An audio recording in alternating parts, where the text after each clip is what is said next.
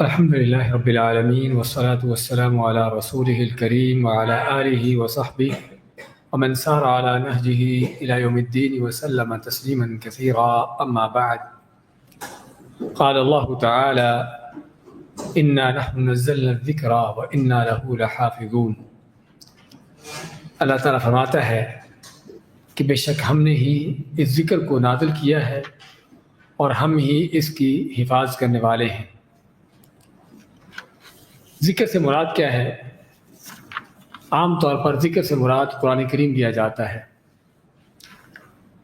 جبکہ صحیح یہ ہے کہ ذکر سے مراد صرف قرآن کریم نہیں ہے، اس میں وہ وحی ہے جو اللہ نے آپ کے اوپر نازل کی ہے، اور اس وحی کے اندر قرآن کریم بھی ہے اور نبی کریم صلی اللہ علیہ وسلم کی سنت بھی ہے۔ قرآن کریم کی ایک آیات میں اللہ نے اس چیز کا ذکر کیا ہے کہ جس میں آپ صلی اللہ علیہ وسلم پر نازل ہونے والی سنت جو ہے اس کو اسی وحی میں شامل کیا ہے، اور کوئی شک نہیں کہ آپ پر آنے والی وحی یا آپ کی سنت جو ہے وہ وحی ہی ہے۔ اللہ تعالیٰ کیا فرماتا ہے؟ وما ينطق عن الهوى ان هو الا وحی یوحی، کہ نبی کریم صلی اللہ علیہ وسلم اپنی خواہش مرضی سے کچھ نہیں کرتے، آپ کی جو بھی باتیں ہیں، آپ کی جو بھی تعلیمات ہیں، وہ کیا ہے؟ اللہ کی طرف سے وحی ہے، اللہ کی طرف سے وحی ہے۔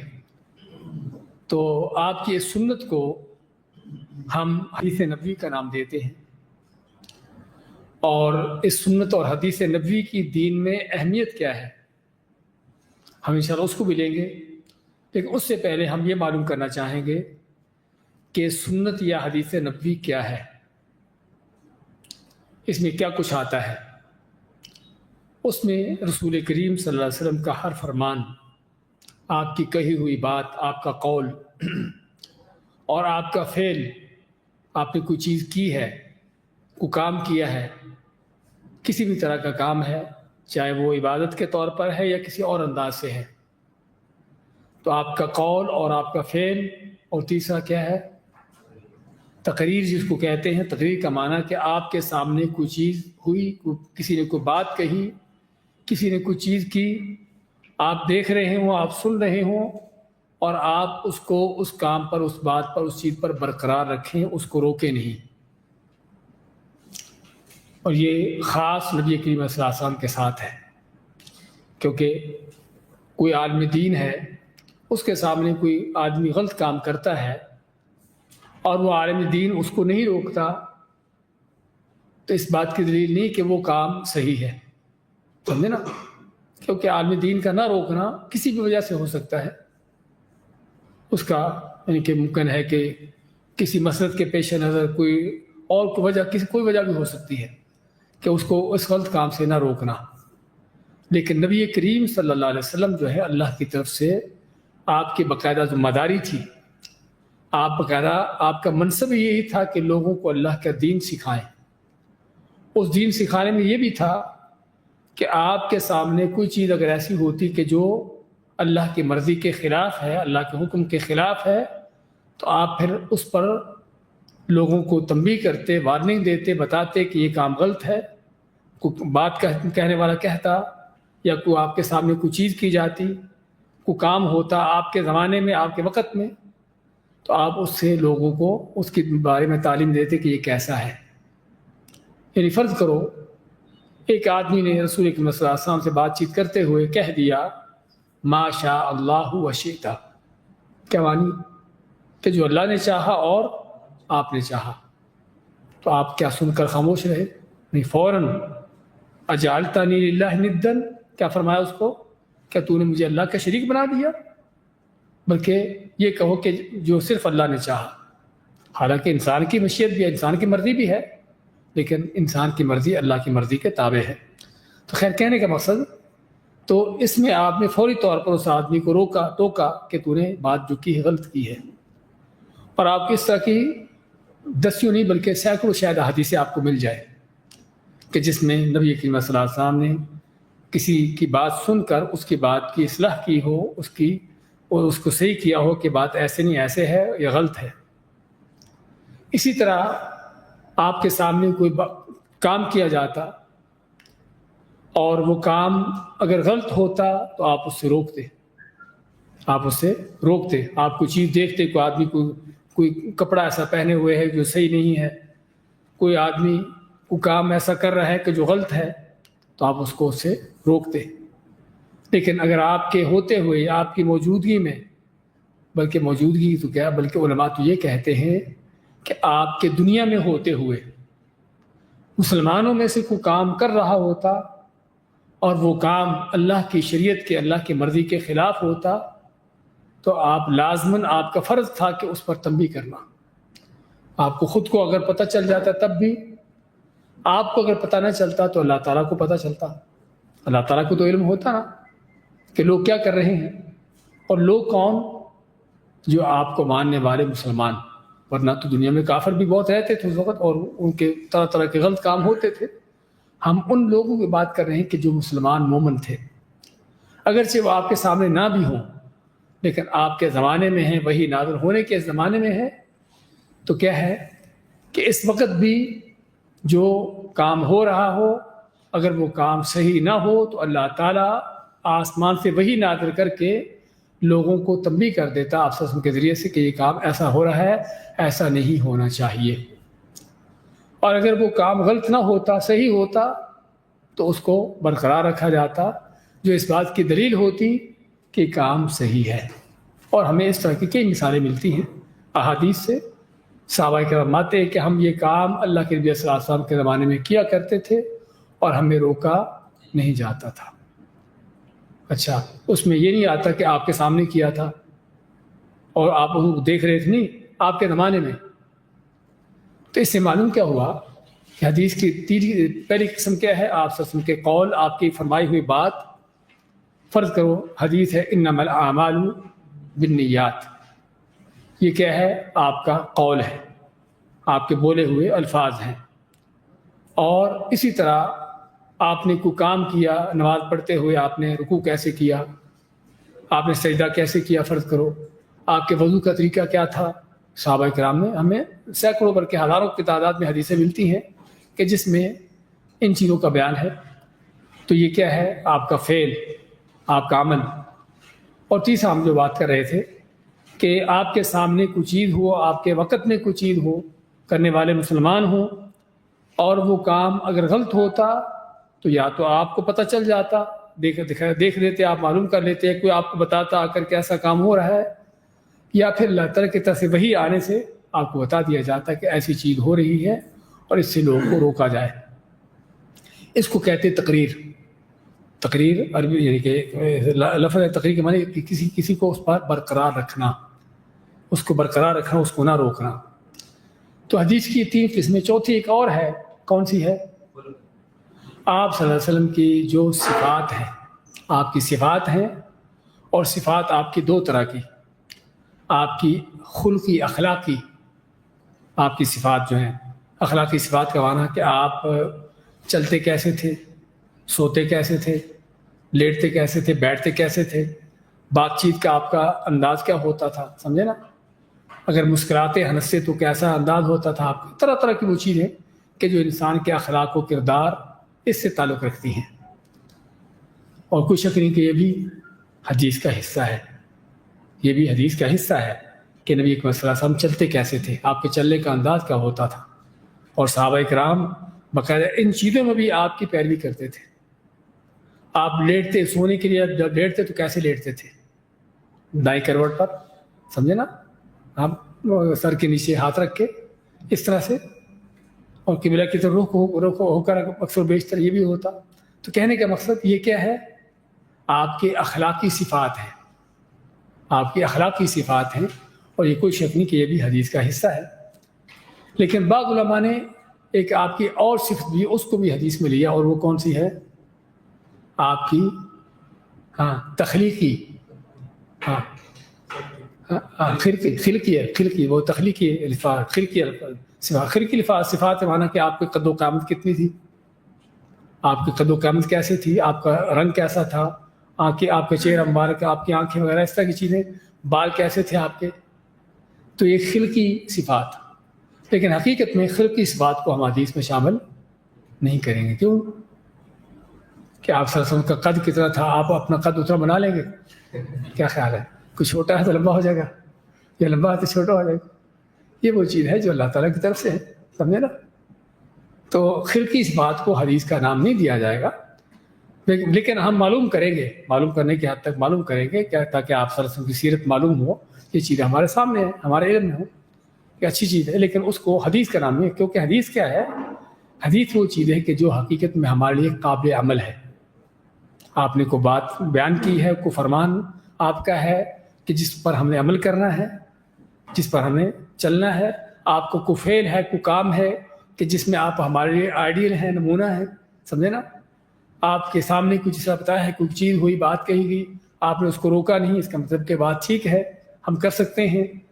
آپ کی جو اخلاقی چیزیں ہیں، خلقی چیزیں ہیں، ہوا کی صفات ہیں، حدیث کا حصہ ہے کہ تاکہ لیٹتے ہوئے ہم اس طرح سے لیٹیں، چلتے ہوئے اس طرح کی رفتار اختیار کریں جو آپ صلی اللہ علیہ وسلم کی ہوتی تھی، بیٹھتے ہوئے اس طرح کا طریقہ اختیار کریں جو آپ صلی اللہ علیہ وسلم کا طریقہ تھا۔ تو یہ ساری حدیث ہے، یہ ساری کی ساری کیا ہے؟ حدیث نبوی ہے۔ اچھا، اس حدیث نبوی کی دین میں حیثیت کیا ہے؟ اب اکثر و بیشتر آپ سنتے پڑھتے ہوگے کہ شریعت کے مصدر دو ہیں، ایک قرآن اور دوسرا حدیث، بلکہ حقیقت میں اگر دیکھا جائے تو ایک ہی ہے، قرآن و حدیث۔ قرآن ٹھیک ہے وہ اللہ کا کلام ہے، لیکن اصل تو ساری کی ساری کیا ہے؟ وہی ہے، یہ سبھی کی سبھی وہی ہے۔ اللہ نے جس طرح قرآن نازل کیا ہے، اسی طرح رسول کریم علیہ السلام کو اللہ نے اپنی طرف سے تعلیمات دی ہیں کہ جس کو ہم حدیث نبوی کا نام دیتے ہیں۔ اور حجت کے اعتبار سے، دلیل کے اعتبار سے، جس طرح قرآن کی دلیل ہے اور قرآن کی اس دلیل پر عمل پیرا ہونا ہمارے لیے فرض اور ضروری ہے، فرض کرو، وہی مقام، وہی حیثیت کیا ہے؟ حدیث کی ہے، وہی حیثیت حدیث کی ہے۔ اگرچہ کوئی شک نہیں قرآن کی فضیلت، اس کا مقام اونچا ہے، اللہ کا کلام ہے، کوئی شک نہیں اس میں، اپنے مرتبہ مقام کے لحاظ سے قرآن کریم کی اس کا مقام، اس کی فضیلت بڑھ کر ہے۔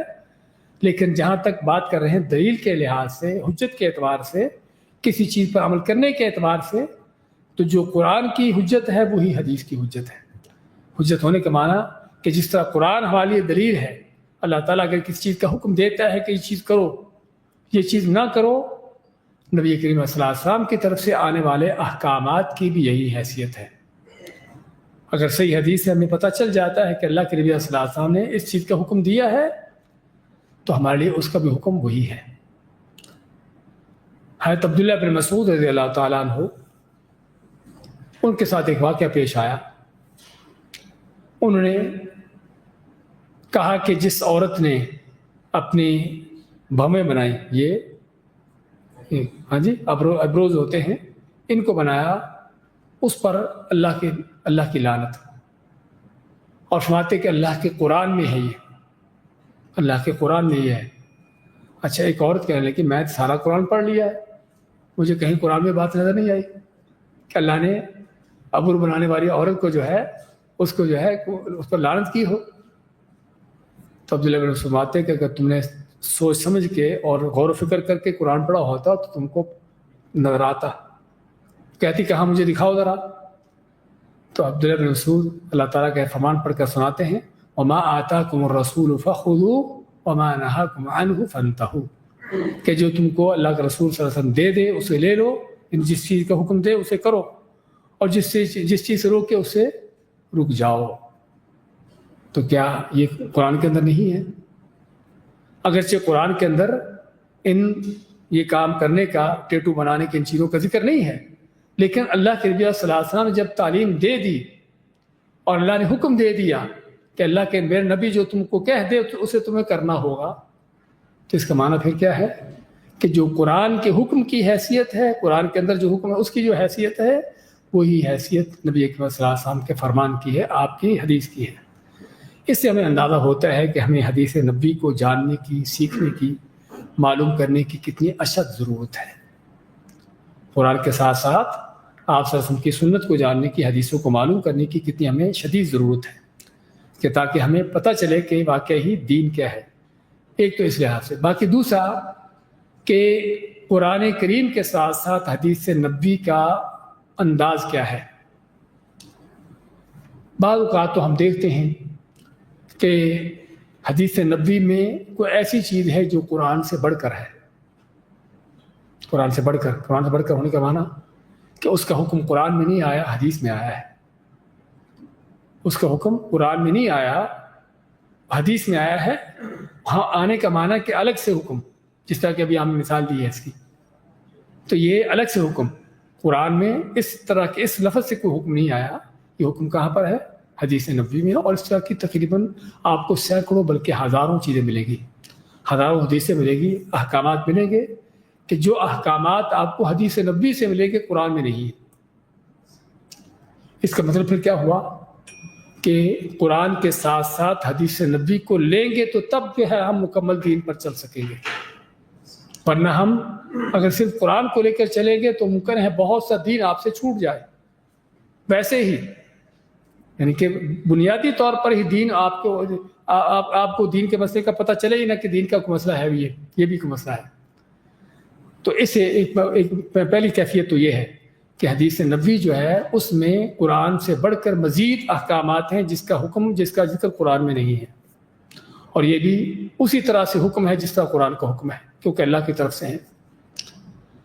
اچھا، دوسری حدیث نبوی کی حیثیت جو قرآن کے ساتھ وہ کیا ہے کہ قرآن کی شرح کرتی ہے، قرآن کی تفسیر بیان کرتی ہے، اور یہاں پر بھی ہمیں حدیث نبوی کی اشد ترین ضرورت ہے قرآن کو سمجھنے کے لیے۔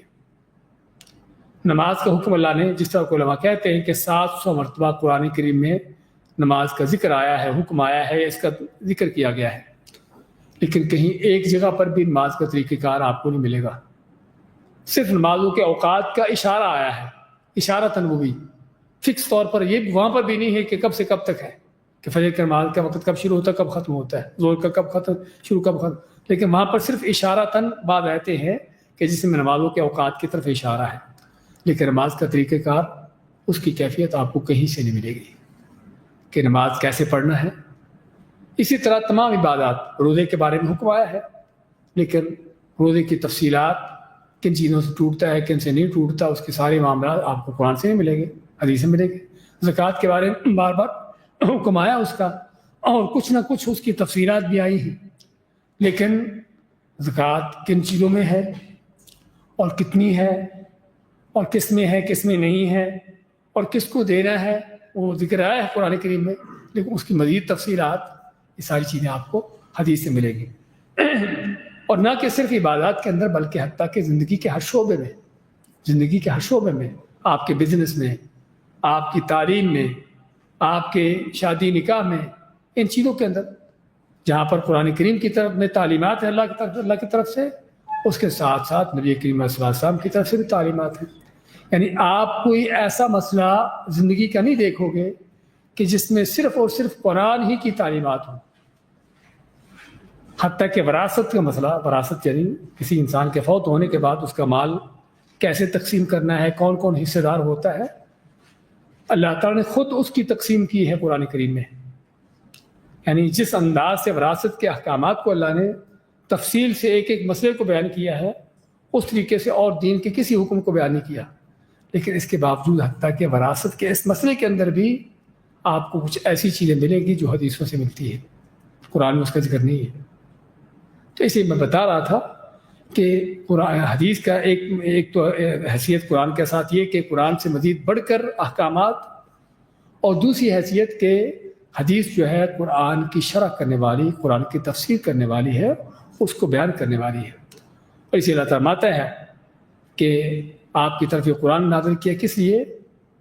لِتُبَيِّنَ لِلنَّاسِ مَا نُزِّلَ إِلَيْهِمْ، تاکہ لوگوں کی طرف جو نازل کیا گیا ہے آپ ان کو بیان کر کے سناؤ کہ اس میں کیا ہے، ان کو بتاؤ۔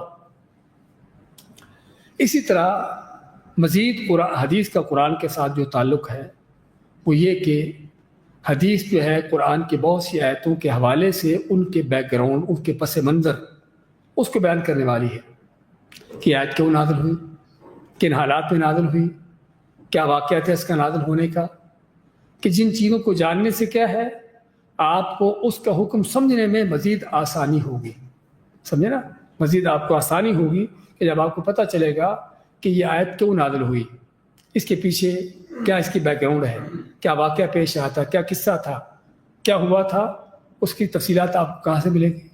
حدیث سے ملے گی. تو اس سے پتہ چلتا ہے. اور بھی کئی چیزیں ہیں کہ جس سے اندازہ ہوتا ہے کہ حدیث نبوی کی ہمیں کس قدر شدید ترین ضرورت ہے دین کو سمجھنے کے حوالے سے، دین کو سیکھنے کے حوالے سے. بلکہ اگر دیکھا جائے تو دینی علوم جو ہیں، دینی علوم کیا کیا ہیں اگر آپ سے پوچھا جائے؟ ہاں، دینی علوم، علم دین کے جو علوم ہیں، تفسیر ہے، فقہ ہے، عقیدہ ہے، ہاں حدیث ہے، اور بھی کچھ ہے.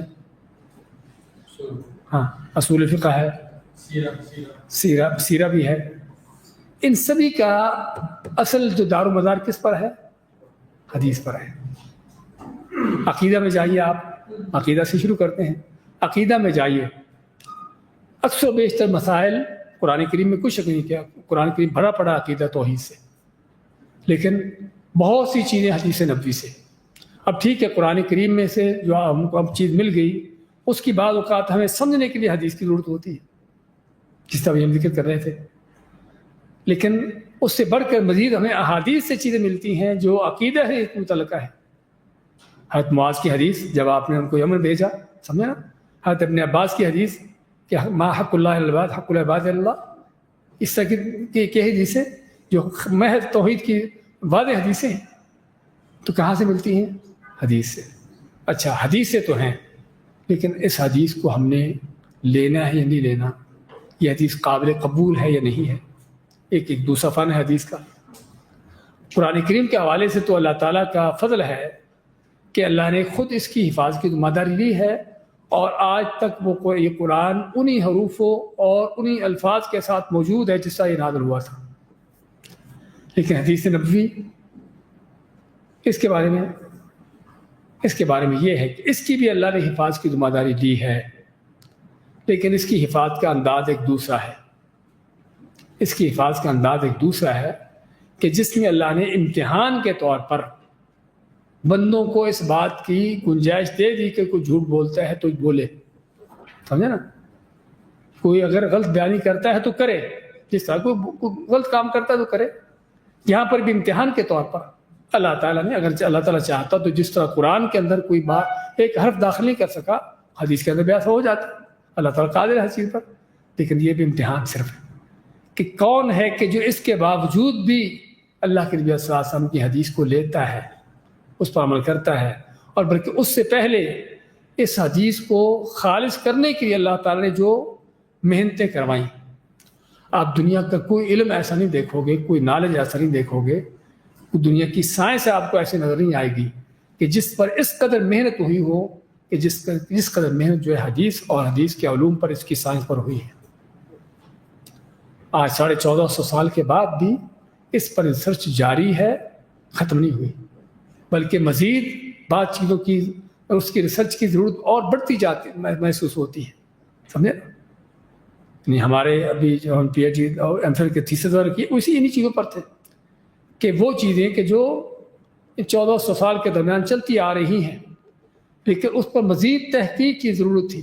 اسی تحقیق، اسی ریسرچ پر ہمارا بھی کام تھا، ہمارا بھی حصہ تھا. کہنے کا مقصد یہ ہے کہ یہ اتنا بڑا کام اتنے 100 سالوں کے اندر جو جاری ساری ہے، یہ کام بھی اللہ تعالیٰ کے اللہ تعالیٰ کے وعدے کا نتیجہ ہے. انا نحن نزلنا الذکر، کہ ہم نے اس ذکر کو نازل کیا، وانا لہ لحافظون، ہم اس کی حفاظت کرنے والے.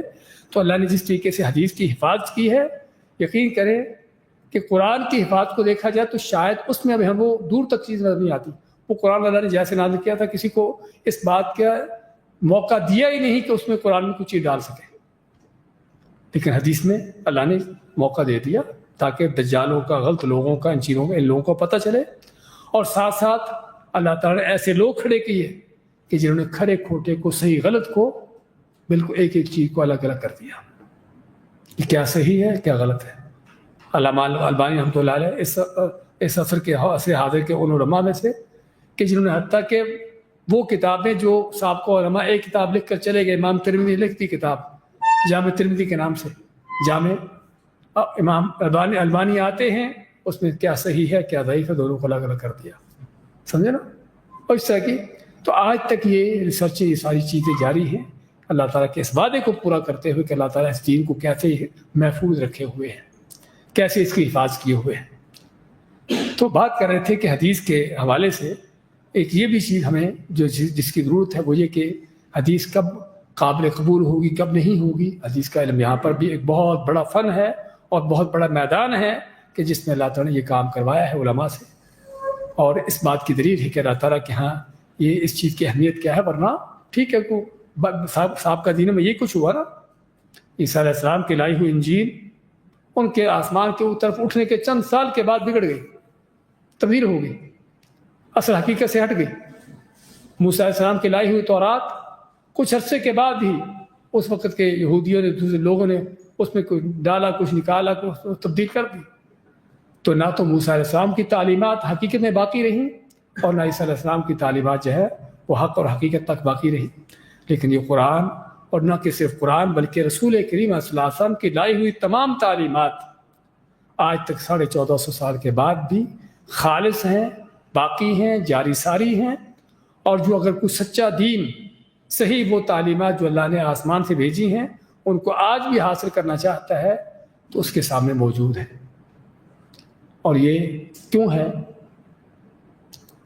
سوال یہاں پر کہ کیا وجہ ہے کہ سابقہ کتابیں بگڑ گئیں، ان کی تعلیمات، سابقہ انبیاء کی تعلیمات تبدیل ہوتی رہیں، بگاڑی جاتی، لیکن اس دین کے اندر کوئی تبدیلی نہیں کر سکا۔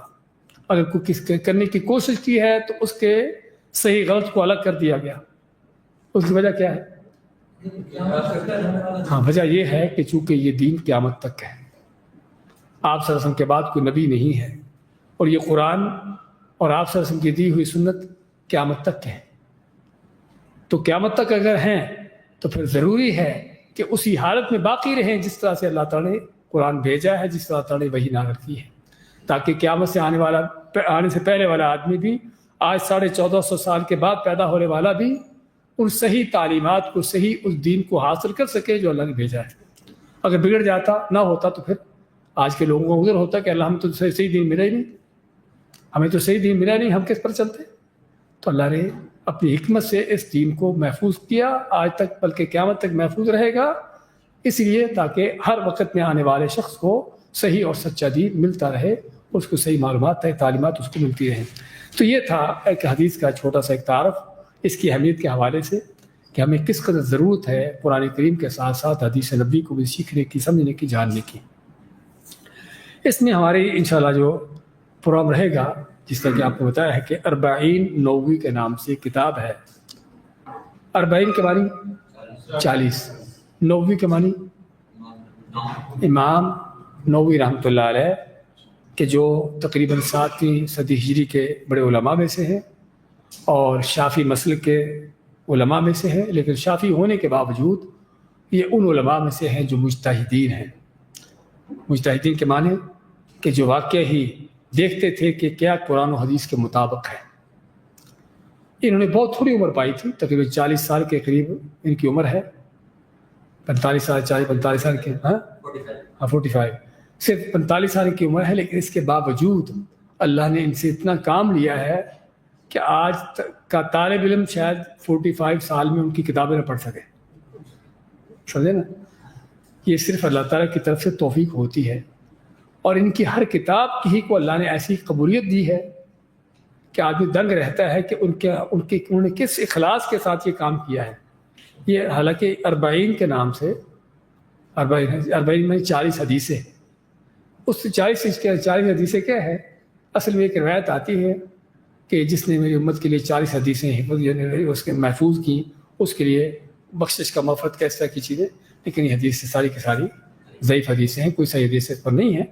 تو لیکن اسی بنیاد پر بعض علماء نے پھر کوشش کی کہ 40 حدیثیں جمع کرنے کی، کسی نے کسی خاص فن میں، کسی نے عقیدے کے اندر، کسی نے کسی خاص چیز میں، جہاد میں اور چیز، انہوں نے کیا کیا کہ 40 وہ حدیثیں جمع کی جو پورے کے پورے دین کا نچوڑ ہے، پورے دین کی سمری ہے، سمجھے نا؟ تو اللہ تعالیٰ نے ان سے یہ کام لیا۔ تو انہوں نے، آپ دیکھیں گے جس طرح حدیثیں پڑھیں گے نا، کہ ہر فن میں آپ کے جتنے بھی دین کے دنیا کے مسائل ہیں اس میں آپ صلی اللہ علیہ وسلم کی جو تعلیمات ہیں اس میں کوئی نہ کوئی آپ کو چیز مل جائے گی۔ حالانکہ صرف 40 نہیں بلکہ 42 ہیں، 42 ہیں۔ اصل 42 ہیں، لیکن عموماً عربوں کے ہاں یہ اوپر نیچے کے نمبر جو ہے نا ان کو لیتے ہی نہیں، ہاں بس ان کو ختم کر دیتے ہیں. تو خیر تو یہ ہے 40 سے 40 کا لفظ جو ہے کہ 40 حدیثیں، ورنہ 42 حدیثیں ہیں.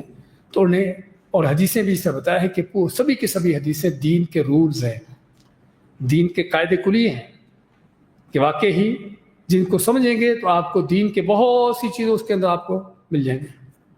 تو اس لیے ہم نے اس کتاب کا انتخاب کیا ہے. ویسے تو الحمدللہ اب تک سینکڑوں بلکہ ہزاروں دفعہ اس کتاب کی شروحات ہو چکی ہیں، لکھی جا چکی ہیں، لیکن پھر بھی اس کی ضرورت رہتی ہے.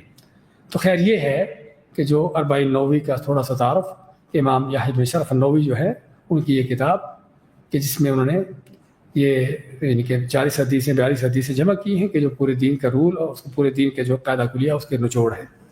تو اس پر ہمارے انشاءاللہ بات چیت رہے گی کہ جس میں دوسرے الفاظ میں کہ حدیث نبوی کی روشنی میں ہمیں زندگی گزارنے کا، کامیاب زندگی گزارنے کا کیا طریقہ دیا گیا ہے. انشاءاللہ یہ ہمارے اس موضوع کے تحت ہمارا یہ پروگرام رہے گا.